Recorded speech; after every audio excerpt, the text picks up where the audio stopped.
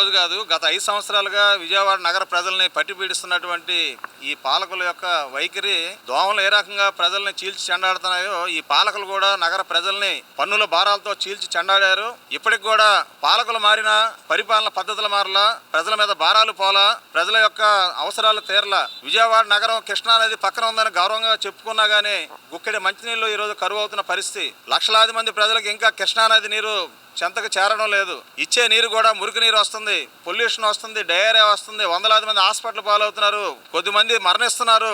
అయినా కానీ పాలకులు మొద్దు నీరు విడడం లేదు. ఈ పరిస్థితుల్లో విజయవాడ నగర ప్రజలకి ఈ దోమల యొక్క తీవ్రతని, ప్రజల యొక్క బాధని ఈ కౌన్సిల్ దృష్టికి తీసుకురావడం కోసం, అలాగే నగర ప్రజలకి గత పాలకులు ఇచ్చినటువంటి వాగ్దానం అందరికీ ఇల్లు అన్న మాట ఇప్పటికీ ఒక్కరికి ఇవ్వాల.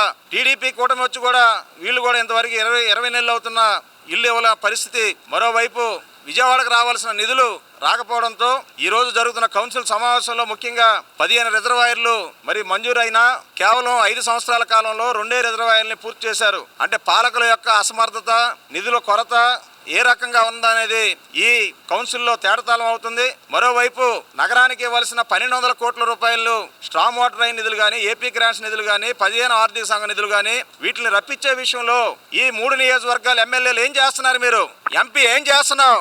ఈ బాధ్యత లేదా? విజయవాడ నగర అభివృద్ధికి రావాల్సిన నిధుల్ని, నగర ప్రజల అభివృద్ధికి ఖర్చు పెట్టాల్సిన నిధుల్ని రాష్ట్ర ప్రభుత్వం వాడేస్తుంటే, కాజేస్తుంటే మీకు బాధ్యత లేదా అని మేము ప్రశ్నిస్తున్నాం. అందుకోసం ఈ నిరసన.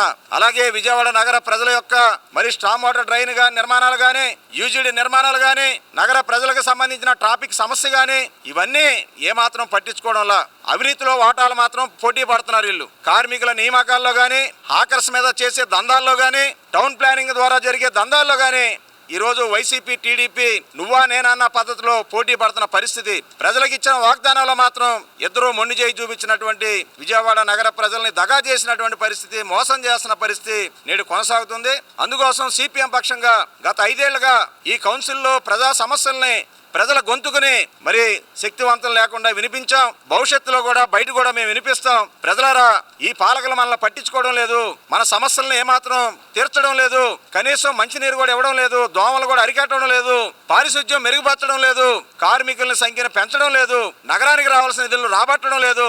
వీళ్ళు అవినీతిలో మునిగిపోయారు. కాబట్టి ఇటువంటి వారిని దూరంగా పెట్టండి.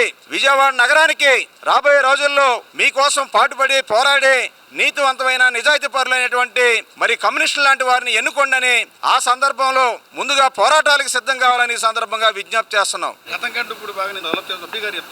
మేము కౌన్సిల్కి రమ్మని చెప్పాం, ఎంపీ గారిని కౌన్సిల్ సమక్షంలో ప్రజలకు సమాధానం చెప్పమని చెప్పాం. రమ్మనండి, బహిరంగంగా విచారిద్దాం. ఎన్ని నిధులు తీసుకొచ్చారో చెప్పమనండి, మేము చెప్తాం. మీరు ఎన్ని ఇవ్వకుండా తొక్కిపెట్టిందా రాష్ట్ర ప్రభుత్వం అని మీకు చిత్తశుద్ధి ఉంటే చెప్పమనండి. ఎంపీ అయినా, ఎమ్మెల్యే అయినా సరే, ఎవరైనా సరే.